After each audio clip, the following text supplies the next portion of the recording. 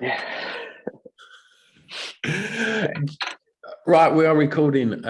Joining me today to discuss love songs, which is a first for this podcast. Mm-hmm. Josh Weller, hello. Hello, mate. How are That you? doesn't Long time work. no You have to see. talk. You're just giving it a wave. It's not really Well, how we do this no. podcasting. Hang on a minute. I waved because you said we were recording video. Oh, right. Oh, okay. Yeah, okay. Fair enough. Yeah. But it doesn't Okay. Well, mean... hang on a minute. Wait. Let's start again. Let's start again. We're not starting again. I like it. Let's keep going. All right. Fine. Right. How you been, Josh? Because I ain't seen you for... Have I seen you since... Did we meet in the break in lockdown or not? I think we met. I think we had a sort of a coffee, maybe in the lockdown. I think we met for some sort of coffee, right? Yeah. Surely. I mean, I know that I've just said that you waved because we was doing the film. Are you literally having a tantrum and have turned your camera off? No, I'm trying to send the what's it called? The note I wrote down in the Uber earlier of all of the songs. Here we go. So that I've got it on something that I can look at during the interview. Lovely. Okay. All right. That's good. All right. Okay. Start again. Start now. No, I'm not starting again. No, this is it. What's and all, man. Right. So, we did meet for a coffee. That was probably, I reckon that was like a year and a half ago. Yeah, man. It's been a while, isn't it? So before we get into kind of what this podcast is about today, when I first met you, you were a rock and roller in the Kenneths. I kind of didn't know you when you was Josh Weller, musical artist. I met you when you was fronting the Kenneths, and then in the time that I've known you, you've took a big step into stand up and writing comedy, and also being arguably the funniest man that exists on Instagram. I mean, just talk a little bit about the last. Let's talk about how you found lockdown as a personally and creatively.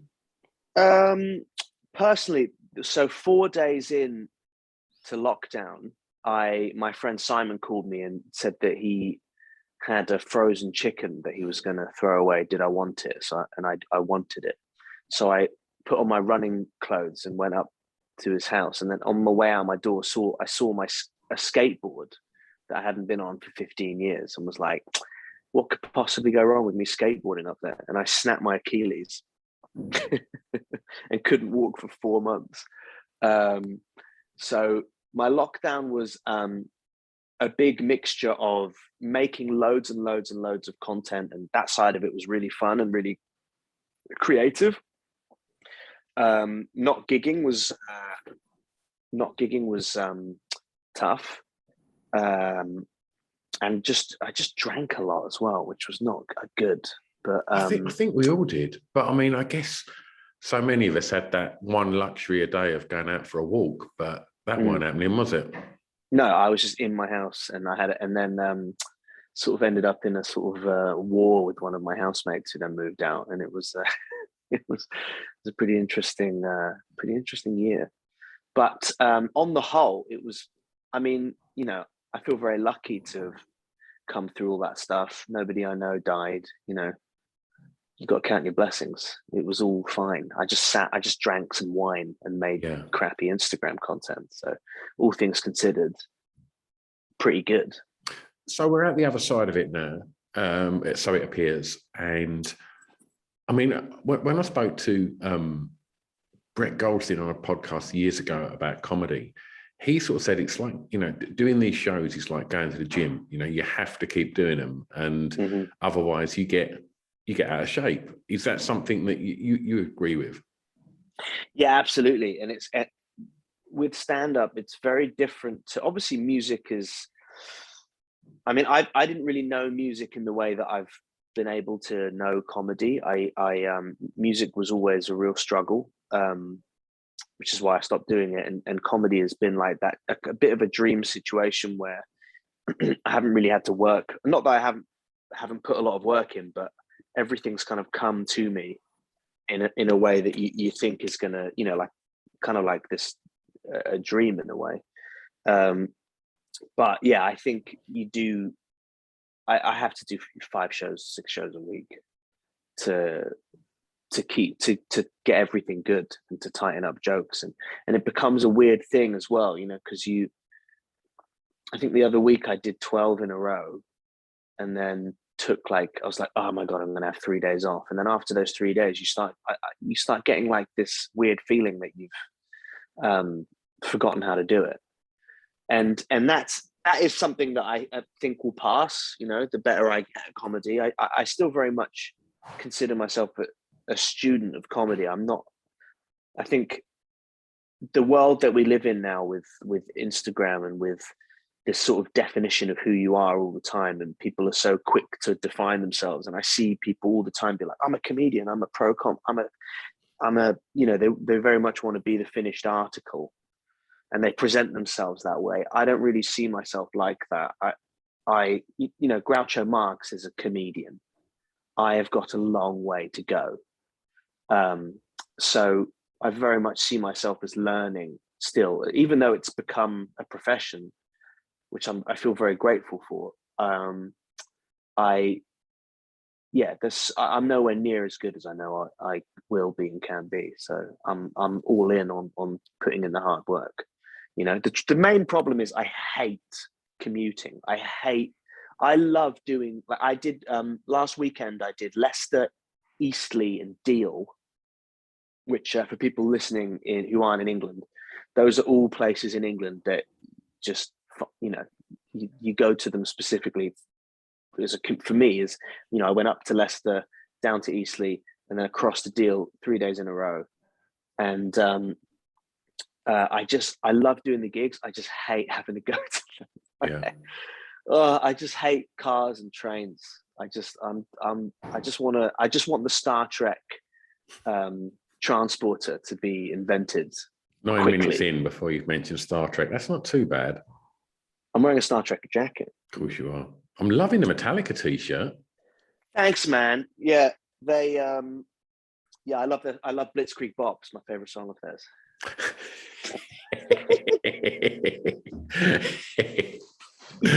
Oh, wonderful.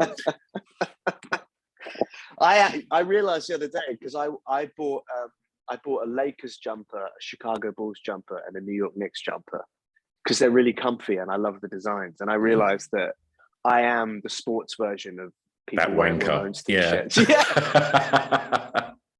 When you see someone in a Ramones shirt, like I'm a big Metallica fan, obviously. Yeah.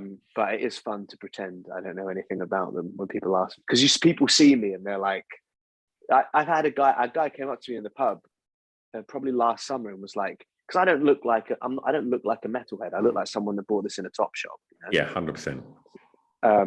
So it's nice.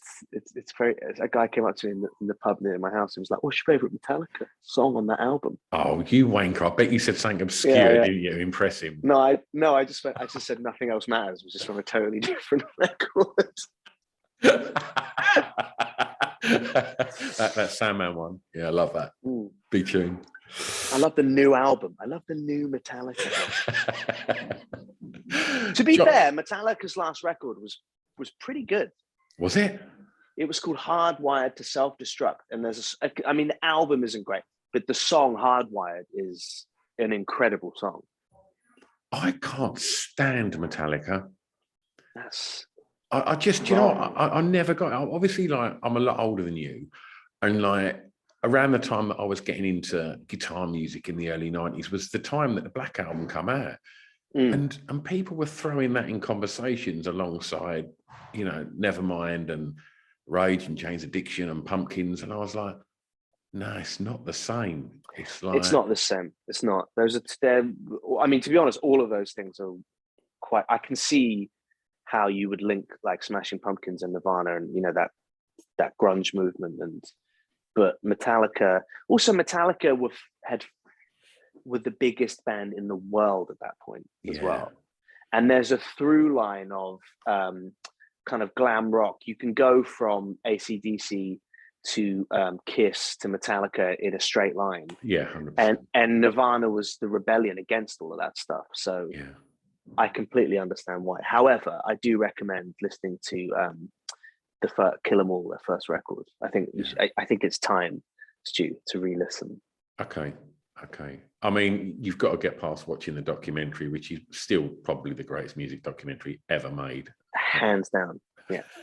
It's incredible. What a bunch of silly sausages they are. Boy. Glorious. Right. Tell me what your thoughts are, Josh Weller, on Valentines. Is this the Valentine's Day special? Me? Yeah. Jesus. I just thought, who do I love the most that's been on this podcast? And I thought, Josh Oh, Weller. that's nice. I'm not much of a romantic. Are you not? Well, I mean, no. I mean, I love love songs. So we can really get into it. Good. But and I'm very touched that you have asked me to be part of your romantic podcast special. Thank you. You're welcome, Josh. So you're not. I mean, let's take it back then, and like, what was like your earliest memories of Valentine's, and talk about Valentine's days at school and things like that. I didn't move to England back to England, so I grew up in Malaysia. I moved to England when I was 9, and so I didn't know what Valentine's Day was till I was probably 10 or 11. Mm-hmm. I mean, that's kind of around the time you would imagine. Is that about most the time? people. Oh, I think so. Yeah. I mean, I certainly don't know, but from my own experience. But yeah, tell me about yours. There's 2 memories that spring to mind. Number one is in the lunch queue, all the students would they'd put Valentine's cards in a box, and then the teacher would give it to kids as they went in for lunch, right? And so if a girl liked you, or you liked a boy or a girl or whatever, you would put it in the letterbox, and then the teacher would give it. So it had that anonymity. And I got a card, and I was like, I felt like I just didn't understand how I'd got a card, and opened it up, and I immediately recognized the handwriting was my aunt's.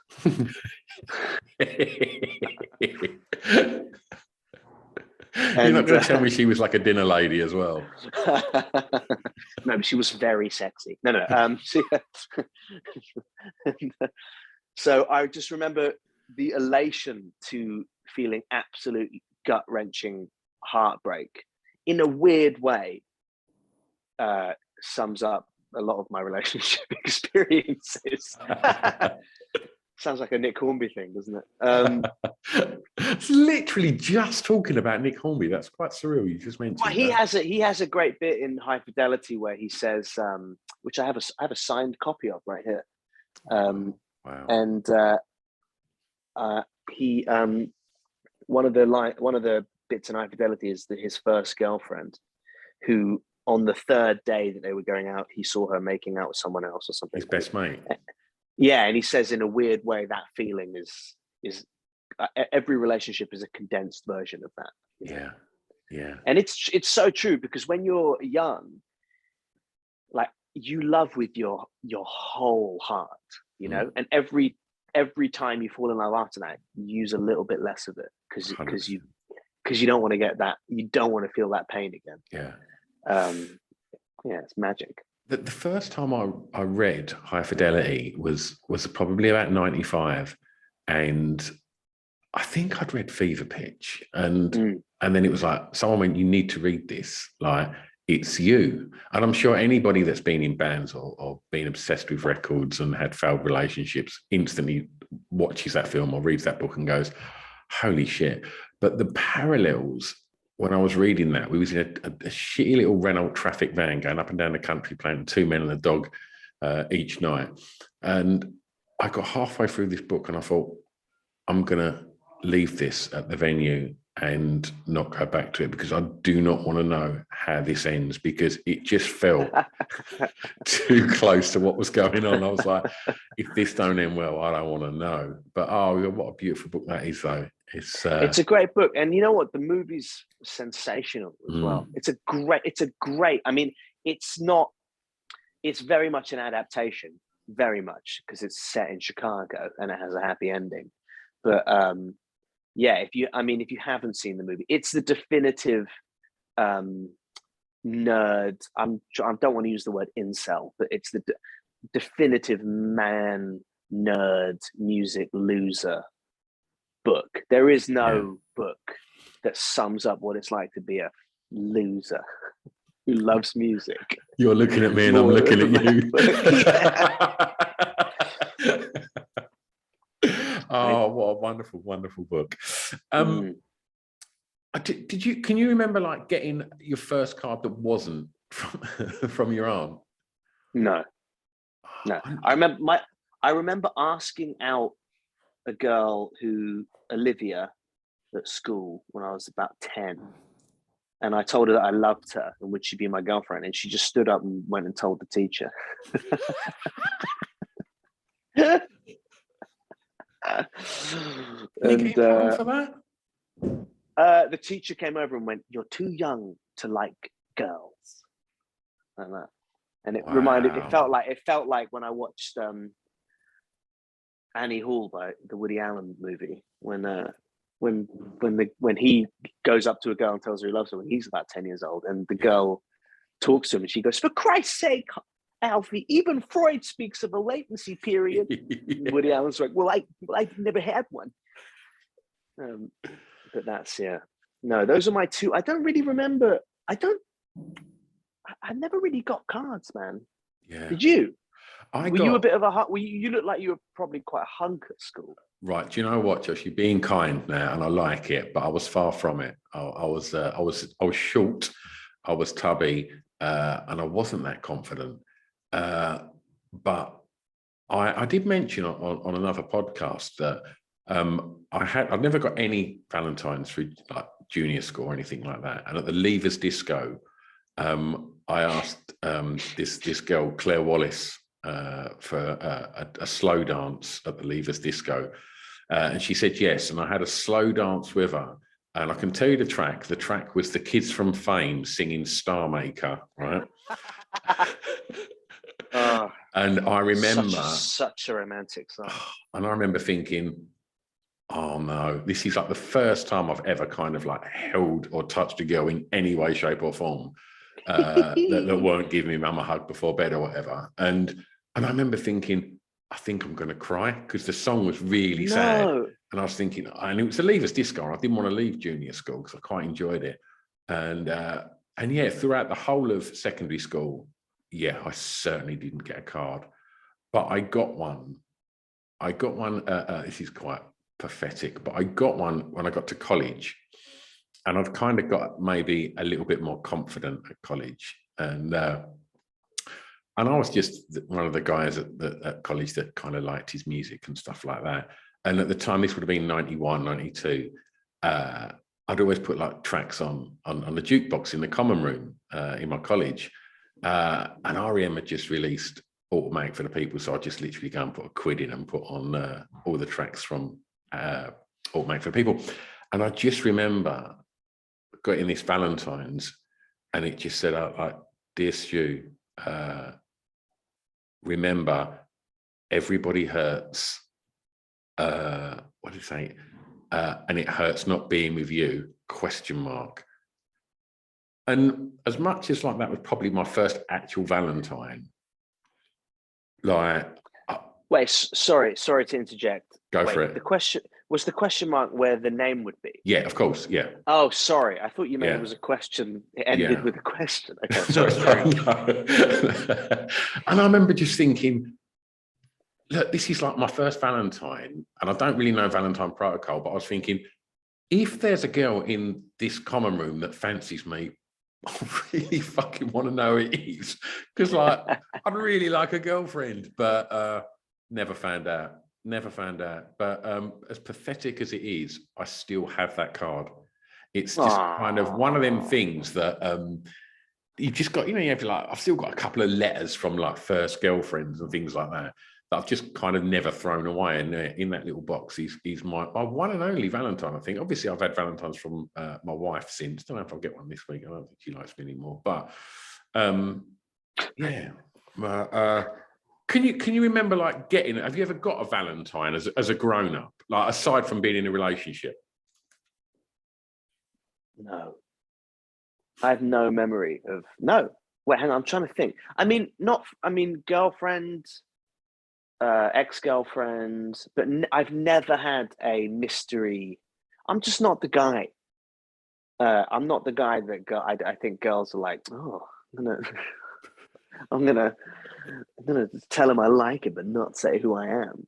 I've never had a Valentine's card in my life. Do you know what? I didn't think when I said I'd do this show that it would be quite as I'd experience quite as much trauma as I feel like I'm going through, thinking about all these memories. Well, I'll tell Let's you face what. it, mainly rejection and people not fancying me.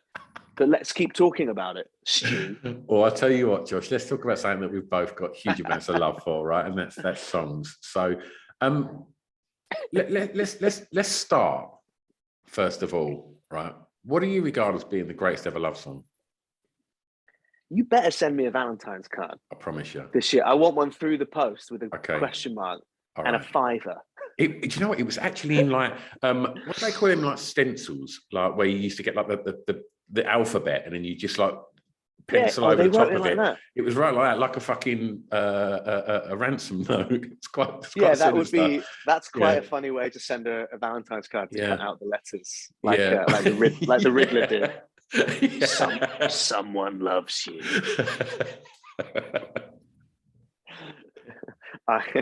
I've got my eye on you.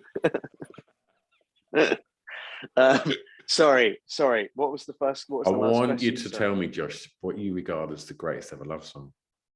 Oh shit! I actually wrote these down because I couldn't. Have you got some honourable mentions as well? Then.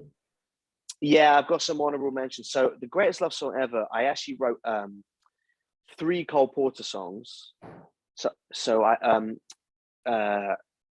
True Love, which is Bing Crosby and Grace Kelly in High Society, which I think is the most giving love song, and the chords are unreal, and the harmonies at the end are ridiculous. I think that's a really good one. But I also stuck in You're the Top and So in Love.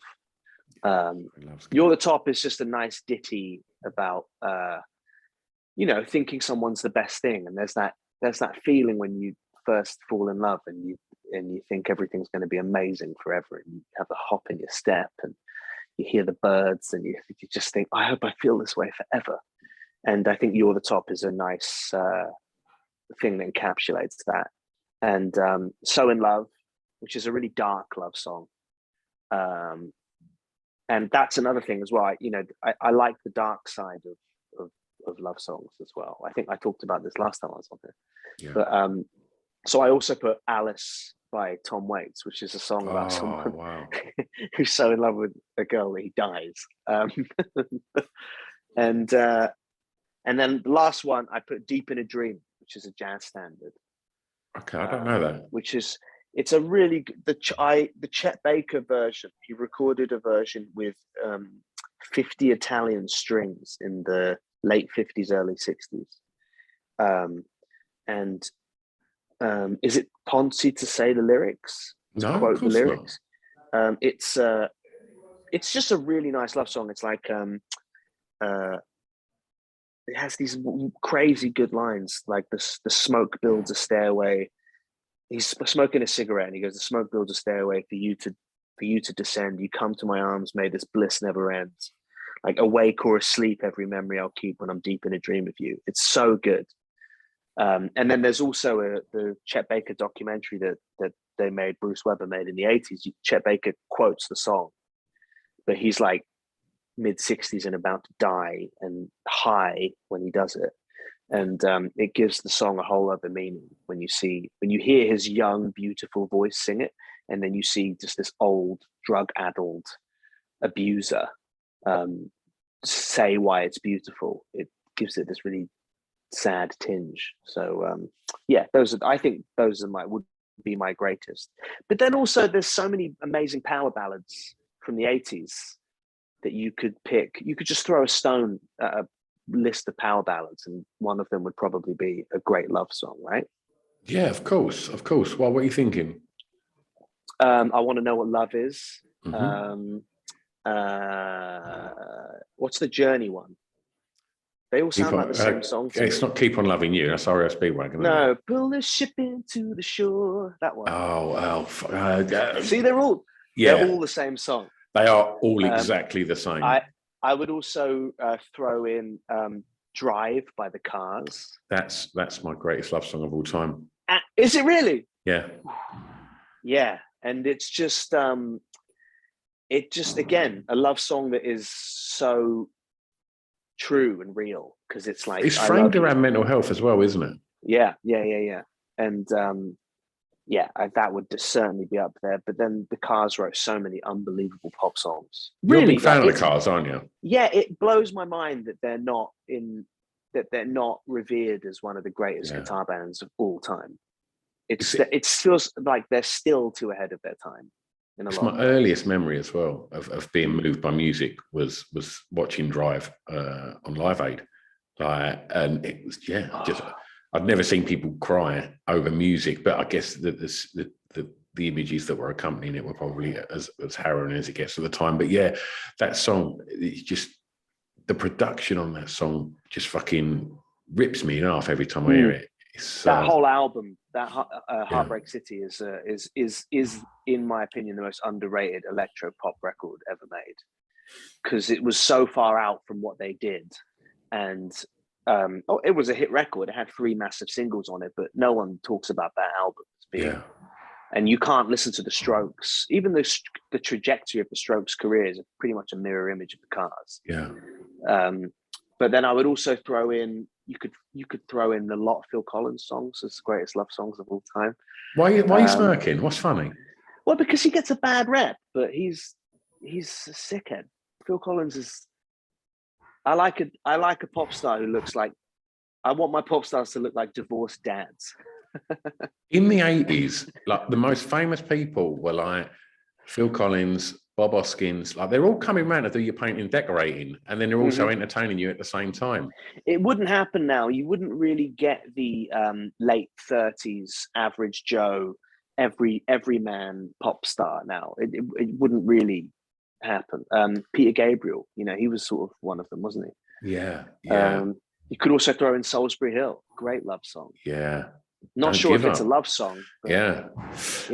I mean, let's talk Collins and love, because I think like Against All Odds is an absolute beauty. Oh my God, is that so? Take a look at. Of course, yeah. And just the way it builds.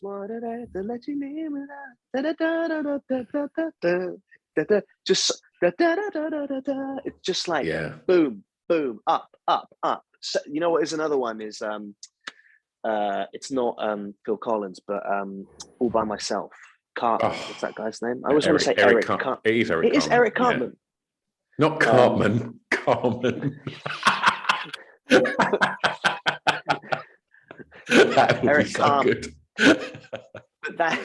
but that's an because that's based on that's Rachmaninoff's Piano Concerto No. 2. Oh, okay. Note for note. So All by Myself is and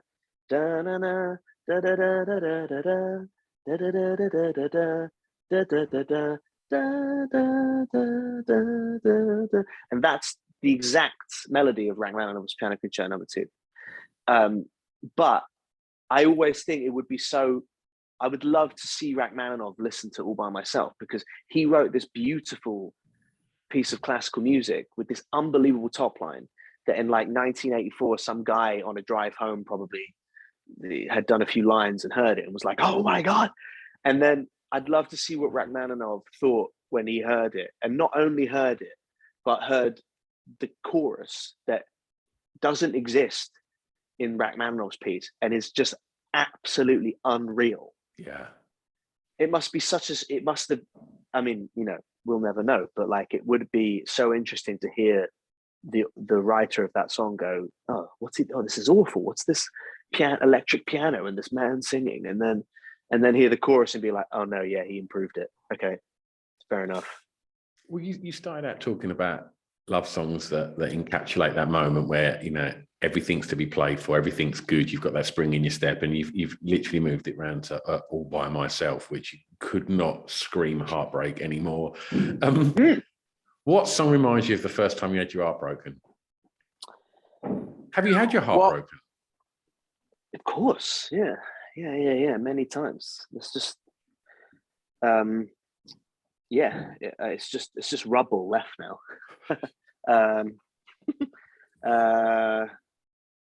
I should just start crying now, shouldn't I? Wouldn't that be great? We'll edit this bit out, and then I'll ask you the question again, and then just burst into tears. Just a single tear. Well, and I'll just literally put "Against All Odds" by Phil Collins in the background softly. It'd be lovely. Can we fade out the show to it? Yeah. I mean, to be honest with you, my first heartbreak was, I was like an emo pop punk kid. God, that's going to be heavy. Emos having heartbreak. Yeah, and so the first real heartbreak would have been soundtrack to like MXPX or Descendants or Blink 182 or Ataris or that kind of the sad side of pop punk, you know. And as you get older, you realize, a lot of those bands aren't good, but the people that inspired them are very good. If anyone listening to this hasn't listened to Descendants, just do it. They're just such an incredible melodic punk band. But that really, I think if I'm trying to sound cool, I would say some kind of emotional American punk, or maybe Jimmy Eat World. But if I'm being honest, it's probably Angels by Robbie Williams or Never Ever by All Saints, because those are the songs that were at the school disco when the song would come on, and the girl that you're in love with, when like Kate, whatever, and she suddenly asks like Leo to dance, and it's not you, and you're just stood at the side crying and you're to yourself, and Angels comes on, like that shit lives with you forever. Yeah. I mean, that is. We recorded some podcasts which we've never released, and one of which we sat down with Guy Chambers, didn't we? And and went and spoke to him. Do you know? Because only speaking of really beautiful songs, I only found out a little while ago that I knew that She's the One was a cover. I didn't realize it was World Party, and was Guy anything to do with that band? Yeah, so Guy wrote that song with World Party, right? And then just sort of went, that's a good song, no one heard that, fuck it, let's do it. And then very cleverly got all the royalties. Yeah. What a well, not all, but not all of them, but like, I mean, that is very smart and savvy, but also he was right. It was a song that came out that, was it a hit when it came out? No, I don't think it was. No. Well, I think World Party had sort of moderate chart success in the late 80s, early 90s, but nothing substantial. But, I mean, who knows? Maybe Robbie Williams was like, oh man, that song She's the One is a banger. I can't believe that wasn't a hit. And then they both just looked at each other and a light bulb went off, I mean, they didn't do a great deal to it. It's very like for like, the version. It's a cracker. She's the One reminds me of being on tour in a punk band in a van at 3 a.m. On the motorway. It would come on every 6 songs on late night radio, She's the One. But Angels is really the one that is the Angels and Never Ever. Yeah, those were the heartbreak ballads. Well, let's go on a more positive angle then. What song reminds you of the first time you fell in love? A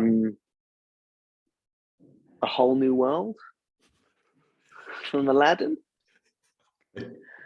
Yeah, it's a great song. It's a great song, mate. There's there's so many unbelievable love songs in the Disney canon. I had a CD when I was a kid called the Princess Collection, which I was obviously teased for, but who cares? There was so many good songs on that record, from all the sort of Snow White stuff all the way up.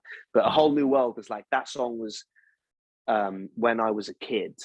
I think I was probably 4 or 5 when the film came out, but then I remember hearing it on the radio when I was older. Yeah, that was the one. Just because you think, you know, when you're young and love it feels like a magic carpet, doesn't it? You're not on the ground, just soaring away, you know. Your best friend's a Bengal tiger. It's her best friend in Aladdin is a Bengal tiger. That's a red flag, surely. I wouldn't mind having a Bengal tiger as a pal. That's pretty powerful.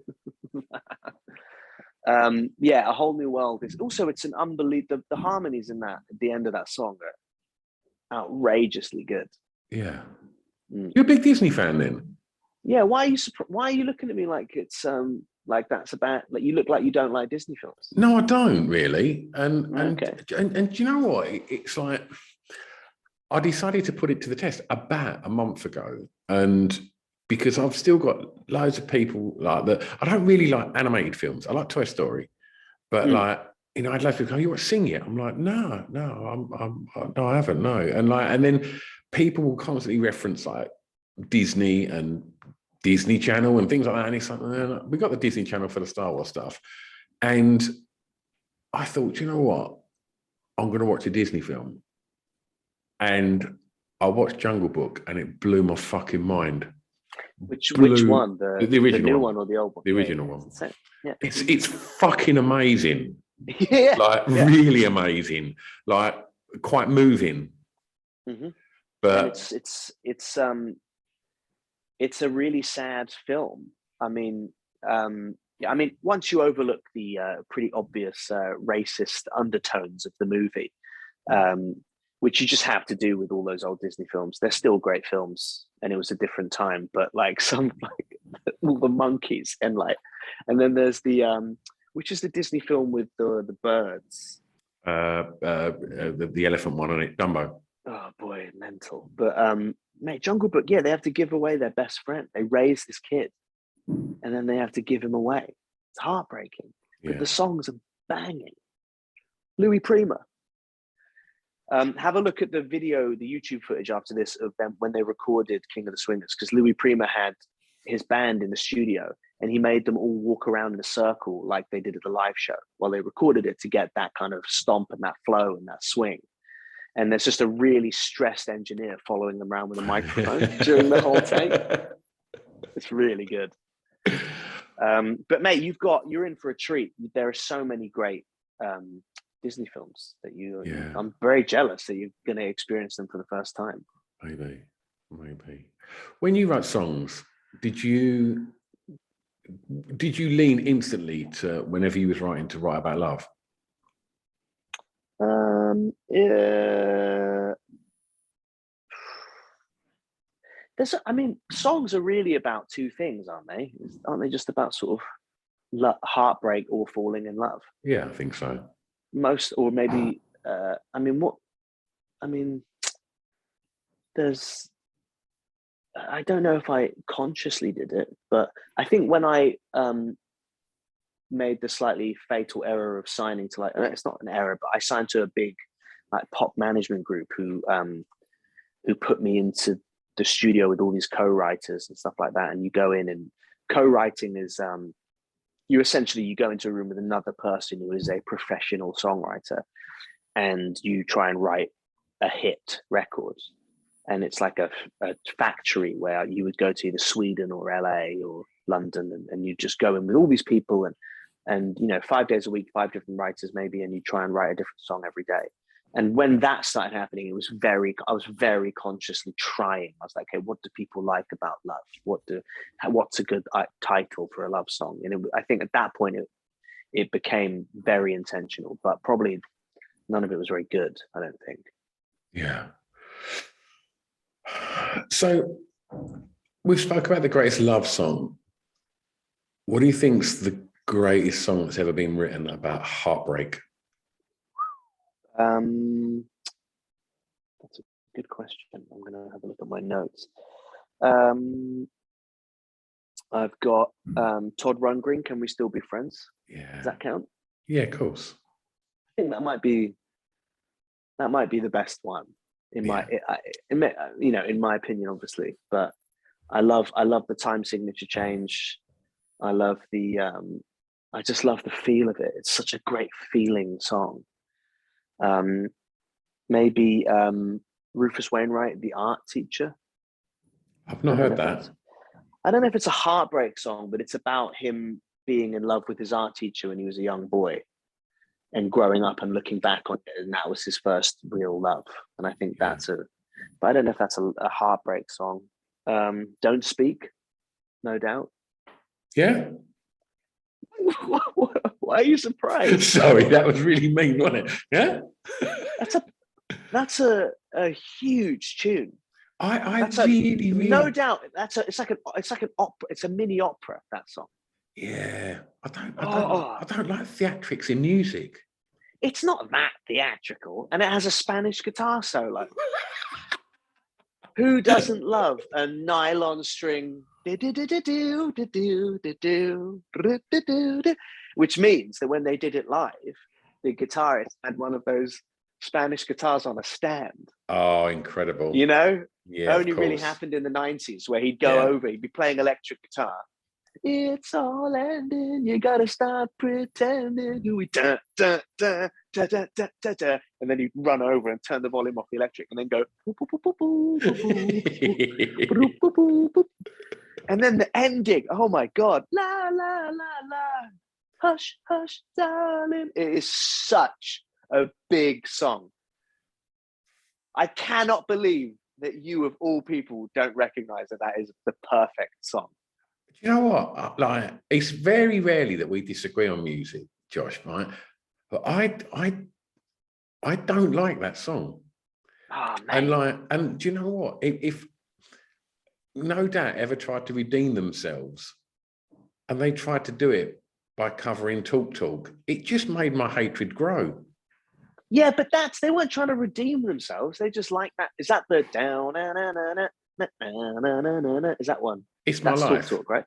It's my life. Yeah. No, that's Bon Jovi you just sung there. It's my life. And it's now. You know, Max Martin wrote that. Did he? Yeah. Really interesting. I love that. Bon Jovi had obviously the biggest band of the late 80s, early 90s, or one of, and then sort of fell off the radar, made a few stinker records and a greatest hits. And then someone at their label went, lads, either get out the shop or get Max Martin in. And they went, yeah, okay. And then they wrote this song with, I think Max Martin wrote it for them. Yeah. Or maybe with them. But it's a really interesting song, It's My Life, because it's the first time Bon Jovi sort of referenced themselves. Instead of trying to break new ground, they went, okay, well, we're good at this. So they got the vocoder back. Because on Living on a Prayer starts with that, oh, whoa, whoa, whoa. And then It's My Life starts with the, oh. And it has the same. That's very true. Oh. And then in the chorus of the characters in Living on a Prayer, it's Tommy and Tina, right? Yeah. Tommy used to work on the docks. Tina works the diner all day.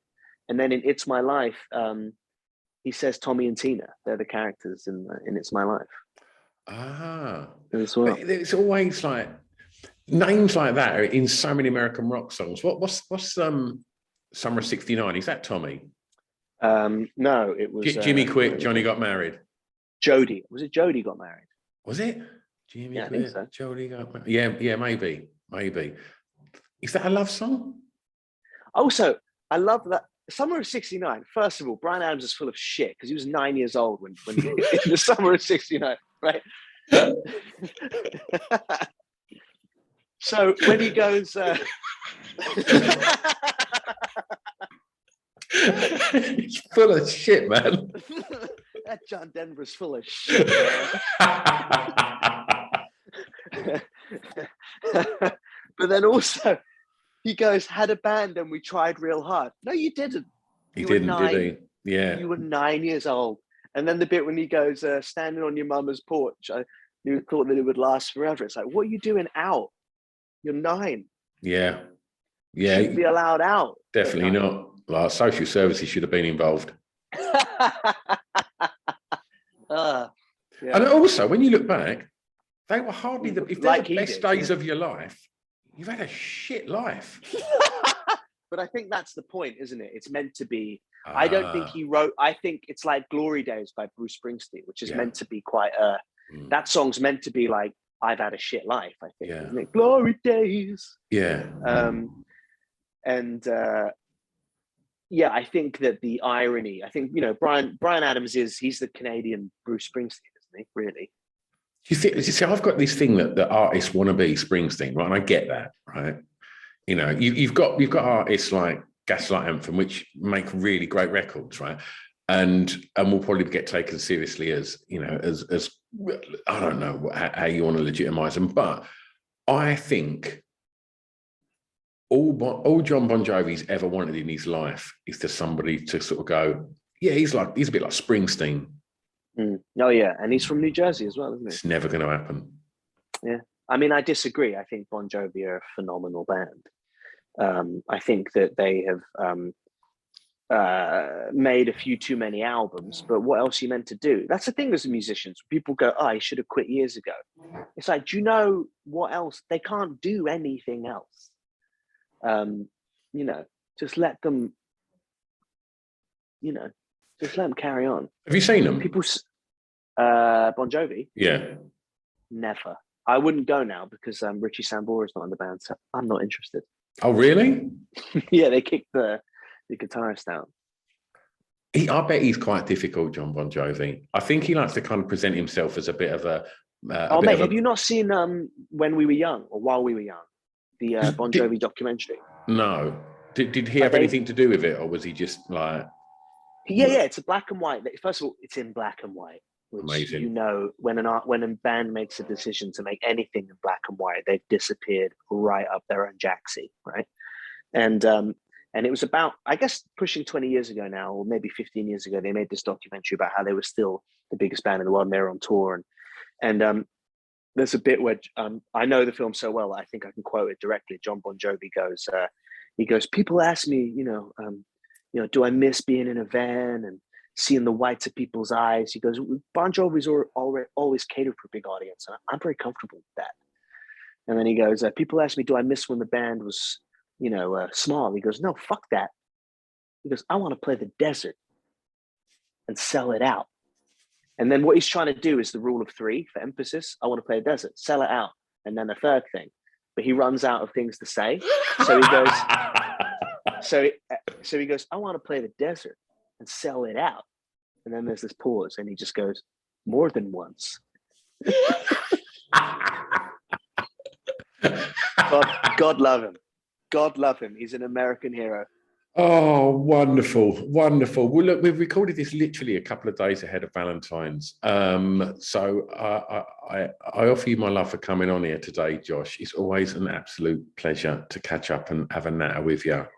Unfortunately, if I would have known we was going to be doing this a little bit more in advance, then I would have jumped on a train and found a little space where we could have recorded this and then gone and had a beer and had a hug. Josh, what's coming up? What's happening, man? I'm doing a lot of stand-up. So I would implore anyone to go on my Instagram and click on the ticket link and just come to a show. Or just follow me on Instagram as well for some comedy content. Yeah, that's it, man. Just gigging a lot, trying to put a show together, trying to figure out, what to talk about and trying to make people laugh in clubs. Wonderful. Josh, I'll tag you in this when it comes out, but if people want to go and find you that aren't looking at this right now on Instagram, where do they find you? It's instagram.com/Bon Jovi official. Thanks, Josh.